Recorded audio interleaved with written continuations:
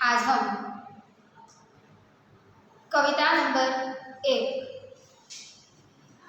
उसका हमने कल विषय प्रवेश यानी कि उसका शुरुआत का जो कविता का आगे के यानी कि विषय प्रवेश के बारे में हमने कल अभ्यास किया था।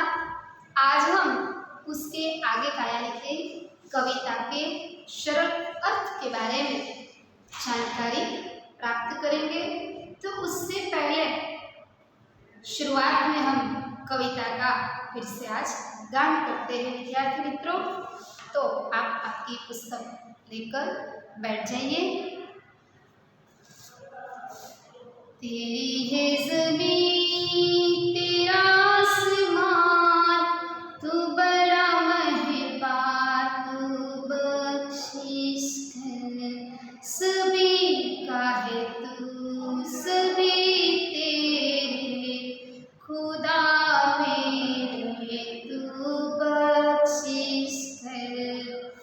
तेरी मर्जी से ही मालिक हम इस दुनिया में आए हैं, तेरी रहमत से हम सब ने ये जिस्म ऊंचा पाए हैं। तू अपनी नजर हम पर रखना, किस हाल में ये खबर रखना।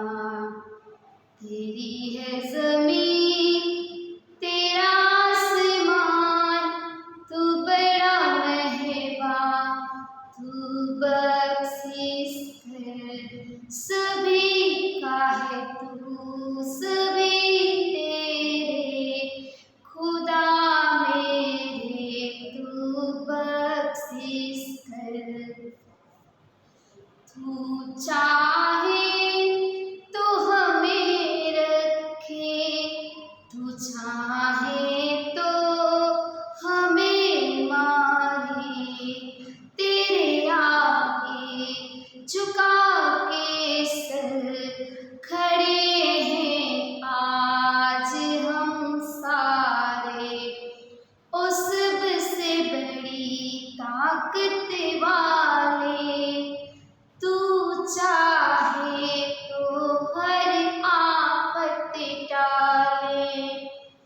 तेरी है ज़मीन तेरा आसमान, तू बड़ा मेहरबान, तू बख्शिश कर सभी का है तू, सभी तेरे खुदा मेरे, तू बख्शिश कर खुदा मेरे, तू बख्शिश कर। विद्यार्थी मित्रों, हमने इस कविता का गायन किया। कल हमने बात की थी, मैंने बताया था कि प्रार्थना गीत हृदय से भगवान की, हम भगवान को जब हम प्रार्थना करते हैं तो हमारा भाव हृदय से उत्पन्न होना चाहिए। हमारा आवाज़ जो है, हमारा भाव जो है वह हृदय से होना चाहिए। तब ही हम सच्ची प्रार्थना, और प्रार्थना की वजह से हमें ईश्वरीय तत्व की अनुभूति तभी होती है। तो अब हम कविता के सरल अर्थ की ओर चलते हैं। तेरी है ज़मीन तेरा आसमान, ज़मीन ज़मीन यानी कि ज़मीन,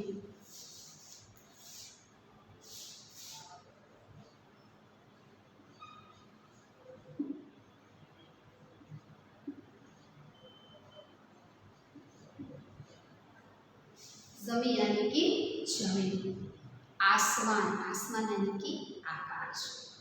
तू बड़ा मेहरबान, मेहरबान यानी कि कृपालु दयालु।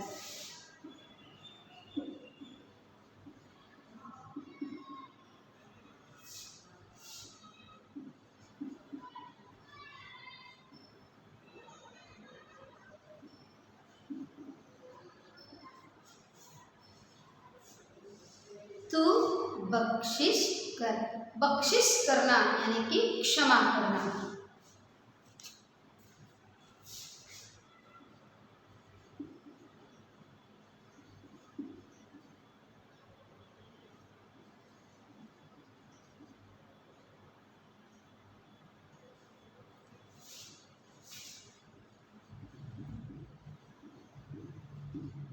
बख्शिश करना यानी कि क्षमा करना। सभी का है तू, सभी तेरे, खुदा मेरे तू बख्शिश। खुदा यानी कि भगवान, ईश्वर।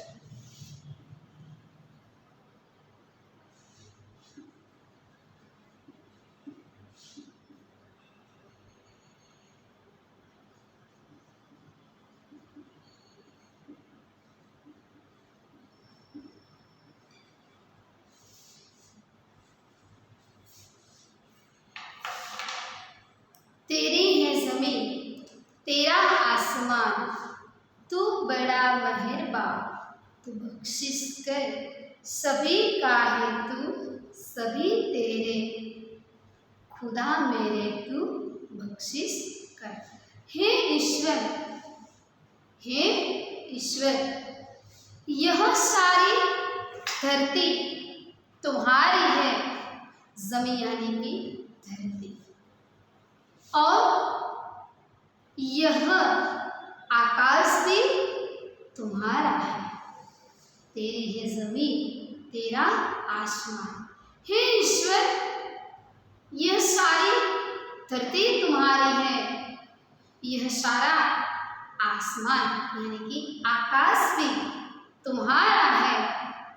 तू बड़ा मेहरबान। तू यानी कि इसको कवि कहते हैं, ईश्वर को कहते हैं। इसको कहते हैं, ईश्वर को कहते हैं। तू बड़ा मेहरबान। मेहरबान यानी कि दयालु, कृपालु। ईश्वर को कहते हैं, ईश्वर तेरी ही यह सारी धरती है, और तेरा ही यह सारा आसमान है। आसमान भी तुम्हारा है, धरती भी तुम्हारी है, और तू बड़ा मेहरबान यानी कि तुम बड़े दयालु हो, तुम बड़े कृपालु हो। तू बख्शिश कर। बख्शिश करना यानी कि क्षमा करना। क्षमा करना यानी कि माफ कर देना। ईश्वर को कहता है कवि कि हमारे अपराधों के लिए तुम हमें क्षमा करना, माफ करना। हे ईश्वर, तो बहुत कृपालु है, दयालु है। तू हमें हमारे जो भी गलतियां हुई हैं, जो भी हमने अपराध किए हैं, इस अपराध को हमें, हमारे अपराध को तुम हमें क्षमा करना, माफ कर देना। सभी का है तो, तुम सबके हो, सभी तेरे, और सब तुम्हारे हैं। हे ईश्वर, तुम हमें क्षमा करना। बहुत बढ़िया बात बताई है कि हे ईश्वर, यह सब जमीन यानी कि जमीन जो है वह तेरी बनाई हुई है और तेरी ही है। पूरा आसमान यानी कि आकाश भी तुम्हारा ही है। तू बहुत, तू यानी कि ईश्वर, ईश्वर तो दयालु है, कृपालु है। इतना कृपालु है, इतना दयालु है कि हमारे अपराधों को तो क्षमा करता है। हमारे अपराधों के लिए तुम हमें क्षमा करना तो करता भी है, पर मैं तुझसे विनती करता हूँ, हे ईश्वर, हमारे अपराधों के लिए तू हमें क्षमा करना। तू तो दयालु है, तू कृपालु है। हम भूल से भी कोई भूल कर दे, हमारी गलती कोई हो जाए तो हे ईश्वर तू हमें क्षमा कर देना, माफ कर देना। तू तो कितना बड़ा है, कितना सर्वशक्तिमान है कि सभी का है तू, पूरी सृष्टि का तू है, सभी तेरे और सभी के लिए तू बना है और तेरे लिए सभी बने हैं। यह सारी सृष्टि के सभी लोग तुम्हारे ही हैं। हे ईश्वर, हे भगवान, हे परमात्मा, तुम हमें क्षमा करना। माफी मांगता है बच्चा। प्रार्थना के चित्र में, यह कविता के चित्र में देखते हैं कि बच्चे प्रार्थना करते हैं। किसको प्रार्थना करते हैं? ईश्वर को प्रार्थना करते हुए वह अपने जीवन की जो भूल हुई है उसे क्षमा करता है। प्रार्थना के माध्यम से यह बच्चा दिखाई देता है जो हमें वह प्रार्थना के माध्यम से क्षमा मांगता है और ईश्वर को विनती करता है, हे ईश्वर तू हमें क्षमा करना, तू हमें माफ कर देना। हम इस दुनिया में तेरी मर्जी से ये मालिक, हम इस दुनिया में आए हैं। तेरी रहमत से हम सबने वो जिस्म और ये जिस्म को जा पाए हैं। तेरी मर्जी से ये मालिक हम इस दुनिया में आए हैं। तेरी रहमत से ये हम सबने ये जिस्म ओझा पाए हैं। तू अपनी नजर हम पर रखना, किसी हाल में है ये खबर रखना।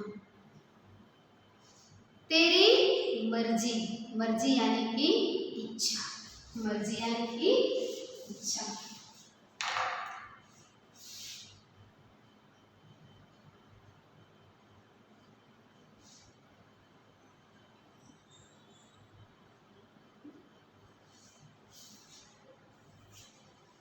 तेरी मर्जी से ये मालिक, मालिक यानी कि ईश्वर, मालिक यानी कि ईश्वर।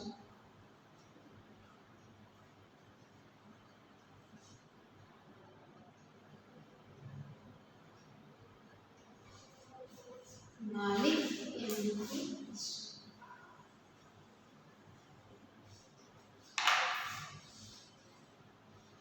तेरी मर्जी से ये मालिक हम इस दुनिया में आए हैं। दुनिया यानी कि जगत में हम आए हैं। तेरी रहमत से हम सबने, रहमत यानी कि कृपा,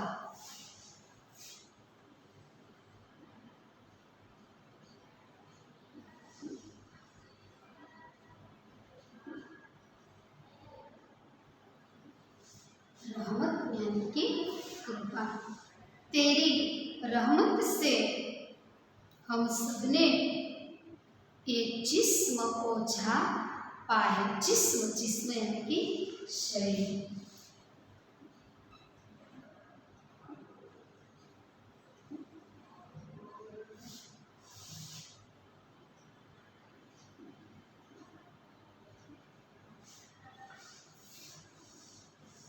जिस्म यानी कि शरीर। जा, जा यानी कि प्राण, जान।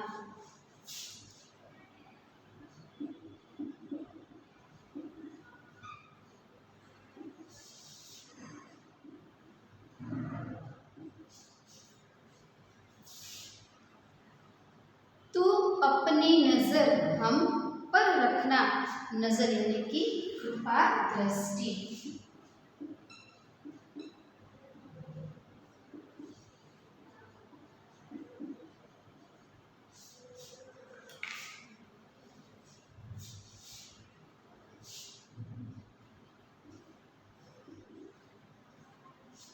नजर यानी कि कृपा दृष्टि।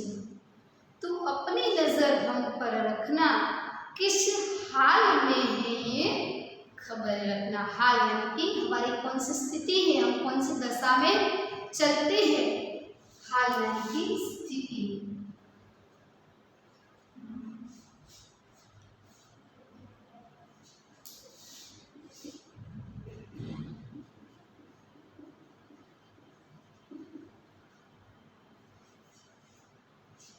ये खबर किस हाल में है ये खबर रखना। तेरी मर्जी से ये मालिक हम इस दुनिया में आए हैं, तेरी रहमत से हम सबने ये जिस्म ओझा पाए हैं। तू अपनी नजर हम पर रखना, किस हाल में है ये खबर रखना। हे दुनिया के मालिक, हे दुनिया के मालिक, तुम्हारी इच्छा से ही इस दुनिया में हम आए हैं। यानी कि हमारा जन्म जो हुआ है वह हमारा जन्म ईश्वर की मर्जी से ही हुआ है ना। हम अपनी मर्जी से जन्म नहीं ले पाते। भले ही हमारा जन्म हमारे कर्म के मुताबिक हुआ है, पर हमें जन्म जो दिया है, हमारे शरीर में जो प्राण दिए गए हैं, वह ईश्वर की कृपा दृष्टि की वजह से मिले हैं। यह तो हम सब जानते ही हैं बच्चों कि हमें इस धरती पर जो शरीर में प्राण दिए गए हैं, वह प्राण ईश्वर की कृपा दृष्टि की वजह से मिले हैं। हमारा जन्म जो है वह हमारे कर्म के मुताबिक होता है, पर जन्म देने वाला आखिर कौन होता है? ईश्वर। इसलिए ऐसा कहते हैं कि तेरी मर्जी से ए मालिक हम इस दुनिया में आए हैं। ईश्वर, इस दुनिया में, ए दुनिया के मालिक, तुम्हारी इच्छा से ही इस दुनिया में हमारा जन्म हुआ है। हम इस दुनिया में आए हैं। इस दुनिया में तेरी इच्छा से ही हमने जन्म लिया है। तेरी रहमत से हम सबने, रहमत यानी कि कृपा, रहमत यानी कि कृपा, तुम्हारी कृपा से ही हमें जिस्म यानी कि शरीर, और जान यानी कि प्राण, हमारा शरीर होता है पर प्राण नहीं होता तो हमारा शरीर कुछ काम का नहीं होता। इस शरीर का कोई मूल्य नहीं जिस शरीर में प्राण न हो। इसलिए ऐसा किया गया है कि तुम्हारी कृपा से ही हम इस दुनिया में आए हैं, हमारा जन्म हुआ है। तेरी कृपा से ही हम सबने, हे ईश्वर, तुम्हारी कृपा से ही हमें यह शरीर और प्राण मिले हैं। तू अपनी नजर हम पर रखना। नजर यानी कि तुम्हारी जो कृपा दृष्टि है, तुम्हारी हमारी और जो प्रेम की दृष्टि है, कृपा दृष्टि है, तो हम पर अपनी कृपा दृष्टि रखना। किस हाल में है ये खबर रखना। है ईश्वर, तुम्हारी कृपा दृष्टि हम पर रखना, और हम किस हाल में हैं, किस दशा में गुजरते जा रहे हैं, हमारे जीवन में हमारी कौन सी हालत है, हम किस हालत में हैं, इसकी हमेशा तुम खबर रखना। हे ईश्वर, तेरी है जमीन तेरा आसमां। हे ईश्वर, हे भगवान, ये तुम्हारी ही धरती है, तुम्हारा आसमान है, तू सबका है, सब तेरा है। तो हमें माफ करना, माफ करके तू तुम्हारी जो कृपा दृष्टि है वह हमारे पर बनाए रखना, और हमारी खबर हमेशा लेके रहना। तू चाहे तो हमें रखे, तू चाहे तो हमें मारे, तेरे आगे झुका के सर खड़े हैं आज हम सारे। ओ सबसे बड़ी ताकत वाले, तू चाहे तो हर आफत टाले, तू चाहे तो हमें रखे, तू चाहे तो हमें रखे, तू चाहे तो हमें मारे। बहुत बढ़िया बात की ईश्वर ने। यहाँ पर ईश्वर के प्रति जो बात कवि ने बताई है कि हे ईश्वर, तू जो चाहे तो हमें रख सकता है, तू जो चाहे तो हमें छोड़ सकता है। छोड़ सकना यानी कि हमारा मृत्यु भी तू जो चाहता है तो तब तू हमें जीवित रख सकता है, तू जो चाहे तो हमें मार भी सकता है। ये सब तेरी मर्जी की वजह से है। मर्जी की वजह से कब होता है? कर्म के मुताबिक ईश्वर की मर्जी चलती है। हमारे कर्म के अनुसार हमारा जीवन चलता है। ईश्वर की मर्जी हमारे कर्मों के मुताबिक होती है। इसलिए बच्चों, हमें कर्म भी जीवन में सर्वश्रेष्ठ करने चाहिए, क्योंकि हमारा जो जीवन है वो हमारे कर्म के मुताबिक चलता है। इसलिए यहाँ पर कवि कहते हैं, हे ईश्वर, तुम चाहो तो हमें जीवित रखो, तू चाहे तो हमें रख यानी कि तू जो चाहे तो हमें जीवित रखो, तू चाहे तो हमें मारे, तू जो चाहो तो हमें मार डालो, तुम जो चाहो तो हमें जीवित रखो, तुम चाहो तो हमें मार डालो, तेरे आगे झुका के सर यानी कि सिर, सर यानी कि सिर।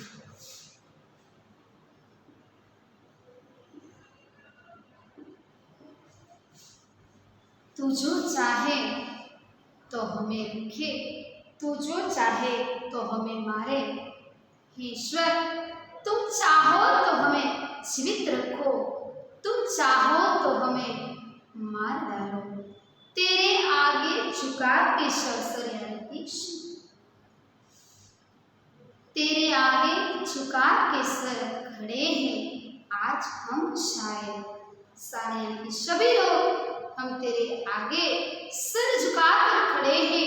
हे ईश्वर, तू जो चाहे तो हमें जीवित रख सकता है, यानी कि तुम जो चाहते हो तो हमें जीवित रखो और तुम चाहो तो हमें मार डालो।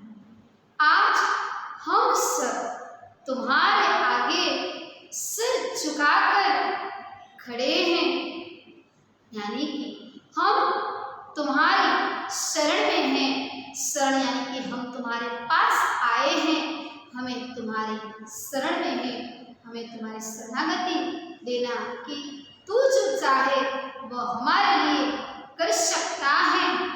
तुम तो बड़े सर्वशक्तिमान हो और सबसे बड़ी ताकत वाले हो, सबसे बड़ी ताकत वाले यानी कि तुम तो सर्वशक्तिमान हो। तू जो चाहे तो हर आफत यानी कि संकट, आफत यानी कि संकट,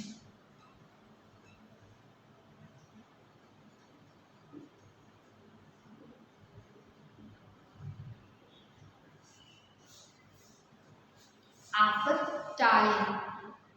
टालना यानी कि दूर करना, संकट को मुसीबत भी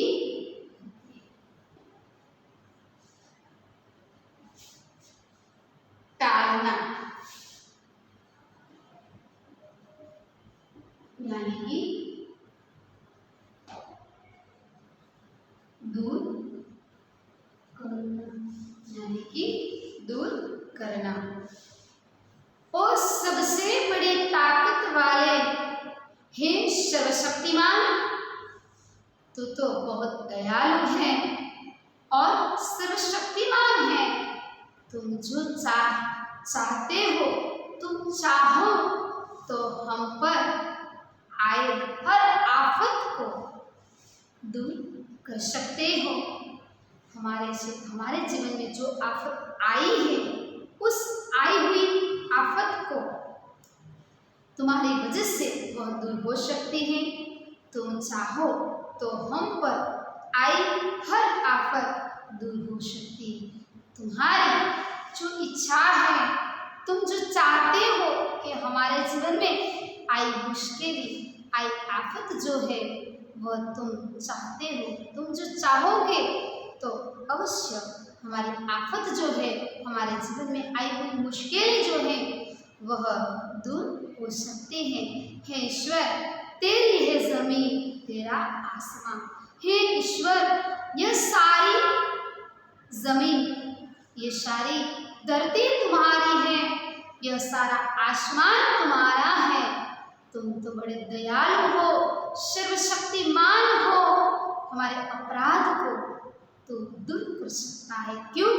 क्योंकि तू तो दयालु है, सर्वशक्तिमान है। सर्वशक्तिमान होने की वजह से हमारे जीवन में आई मुश्किल को तू दूर कर सकता है।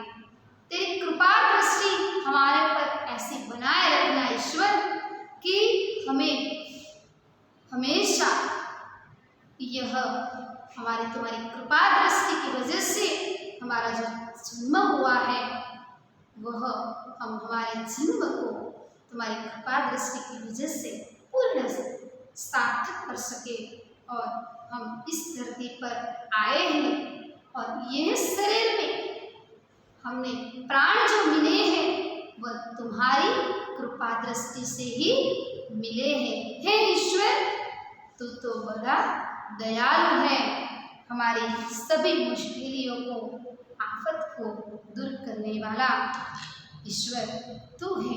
इस कविता के माध्यम से बच्चों हमें यह जानने को मिलता है कि प्रार्थना से, यानी कि प्रार्थना में कितनी ताकत है बच्चों, कि सच्चे हृदय से जब हम प्रार्थना करते हैं तब ईश्वर को हमारी प्रार्थना पूर्ण करने के लिए आना ही पड़ता है। पर हमारी प्रार्थना सच्चे मन से और हृदय से होनी चाहिए। इस प्रार्थना में, इस कविता में, प्रार्थना गीत में, कविता के माध्यम से हमें यह बात जानने को मिलती है कि ईश्वर के प्रति हमारा भाव, हमारा जो विश्वास है, ऐसा ही विश्वास बना रहे और विश्वास हमारे जीवन में प्रकट हो। इसी वजह से यहाँ पर इस कविता में ईश्वर की ताकत बताई है कि ईश्वर में कितनी ताकत है। तो इस कविता के माध्यम से हमें भगवान के प्रति, ईश्वर के साथ, ईश्वर सर्वोपरि है, सर्वशक्तिमान है, इसलिए हमें ईश्वर के साथ, हमें ईश्वर के प्रति अच्छा भाव, यानी कि सब कुछ यहाँ पर करने वाला ईश्वर ही है, ईश्वर की मर्जी से ही सब कुछ चलता है और ईश्वर के सिवा हमारे जीवन में कोई भी नहीं जो हमें मुसीबत से दूर करवा सकता है। इसलिए हमारे जीवन में आई हुई मुसीबत का जो सामना है, मुसीबत को दूर करने की ताकत सिर्फ और सिर्फ ईश्वर में ही है। क्यों? क्योंकि वह सर्वशक्तिमान है, सर्वोपरि है।